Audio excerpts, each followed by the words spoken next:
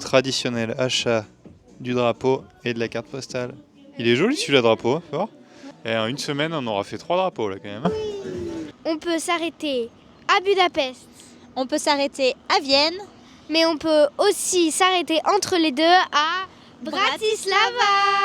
On vient d'arriver à Bratislava en direct de Vienne.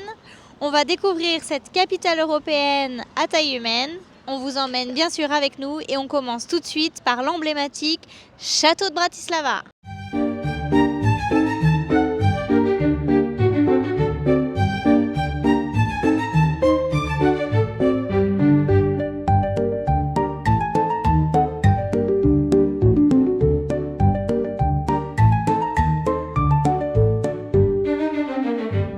On se retrouve devant le château de Bratislava, l'emblème de la ville. Alors du coup, il peut se visiter. Aujourd'hui, il est transformé un petit peu en galerie d'art qui retrace en fait l'histoire de la Slovaquie depuis la préhistoire jusqu'à nos jours. Nous, on ne l'aura pas visité, donc vous n'aurez pas d'image. Mais si vous aimez l'art, etc., je pense que c'est quelque chose à faire pour en apprendre plus sur l'histoire du pays. Et comme vous pouvez le voir, il y a une exposition sur Marie-Antoinette. En fait, Marie-Antoinette n'a jamais vraiment séjourné ici, mais c'est surtout parce que Marie-Antoinette était une Habsbourg.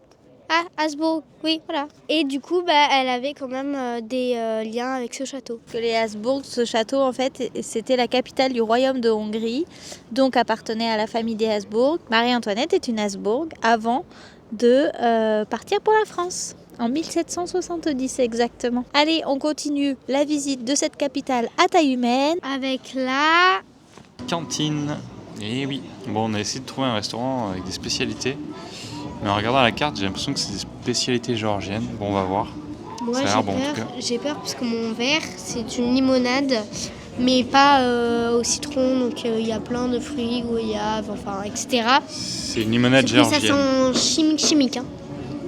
Par contre, fais gaffe, tout est en slovaque et c'est pas traduit en anglais comparé à Budapest et Vienne même, où tout est en double langue avec l'anglais.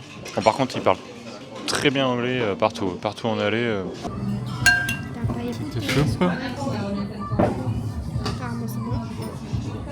C'est à la betterave. Ouais. C'est une tourte à la viande. C'est bon. Et c'est la Saint-Valentin. C'est chaud.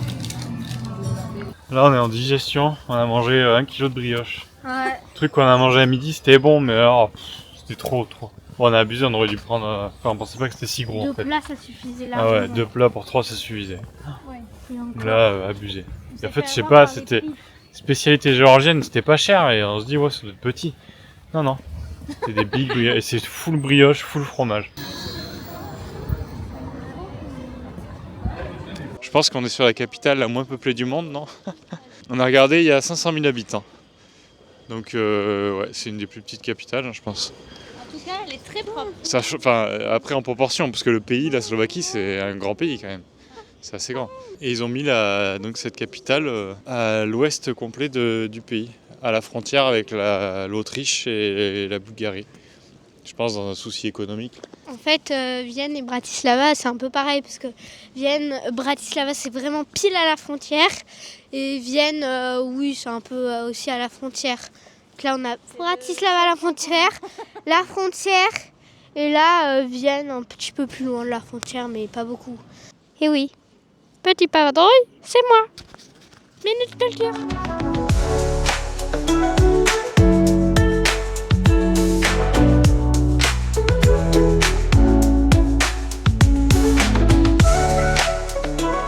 Nous voici devant l'église bleue de Bratislava, une des églises les plus originales d'Europe. Sa couleur bleue n'a pas une réelle signification, mais c'est un choix de l'architecte pour rappeler un peu l'Esprit Saint et la Vierge Marie. On n'aura pas pu rentrer dedans parce qu'elle est fermée, elle ouvre seulement jusqu'à 7h du matin et certains jours pour des occasions très spéciales. Et je pense que c'est de l'extérieur qu'elle est le plus impressionnante. Encore une fois, un monument atypique dans une capitale plus qu'atypique. Allez, on continue la balade, c'est parti. C'est littéralement la capitale la plus étrange que j'ai vue. Il y a littéralement personne. Je pense qu'il y a autant de monde que dans une petite ville de l'Aveyron, quoi. Bon, peut-être pas abusé, mais franchement, c'est une capitale. Là, voilà. Et là, on est dans le centre. Hein. Et on est samedi, je précise. On n'est pas dimanche matin, on est samedi après-midi. Par contre, c'est chill de fou. Les gens sont en mode tranquille. On se sent pas du tout en insécurité. C'est très propre. Bon, les bâtiments, c'est ni fait ni à faire. Il y a de tout, quoi. Il y a des trucs très jolis et juste à côté, ça va être très très vieillot ou tagué. Un peu délabré, mais en même temps, c'est quand même propre. C'est un style original. Voilà. Ça n'a rien à voir de Vienne et Budapest. Les trois capitales sont vraiment complètement différentes. Puis le niveau de propreté, encore une fois, je me répète, mais bon. Regardez ça. On se croirait dans un décor. C'est trop drôle parce que là, il y a toutes les ambassades tellement c'est petit. Ambassade de la Grèce, ambassade du Japon, ambassade de la France, ambassade de la Norvège. Ouais, c'est marrant. Tout est là sur cette place. Ah, on a l'appel de la Madrid. Ah oui, c'est parce qu'en fait, dans la ville, il y a plein de statues, ce qu'ils appellent les statues cachées. Et il y en a une. Ah, on le connaît, lui. Napoléon. Juste devant l'ambassade de la France. On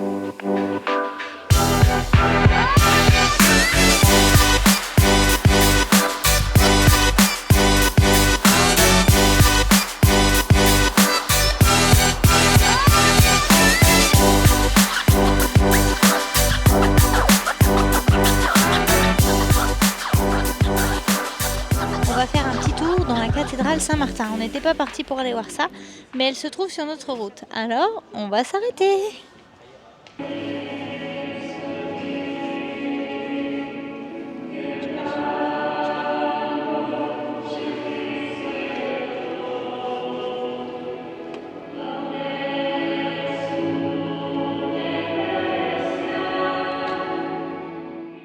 C'est ici qu'on se retrouve pour les dernières petites minutes à Bratislava. C'est aussi ici que s'achève notre road trip en Europe de l'Est. Vous pouvez observer juste derrière moi la UFO Tower, connue pour sa forme très originale.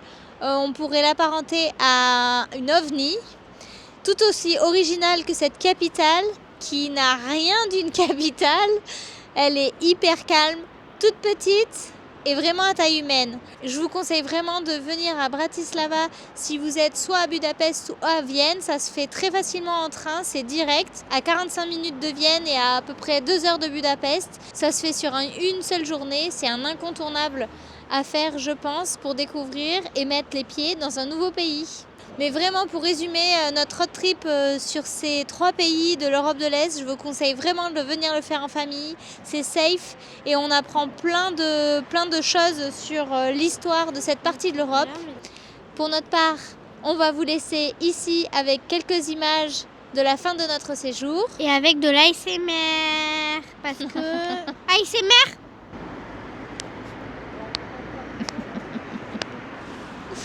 Pour notre part, on se retrouve très bientôt pour notre vadrouille, normalement un peu plus au chaud. On vous en dit pas plus. À très bientôt. Bye bye.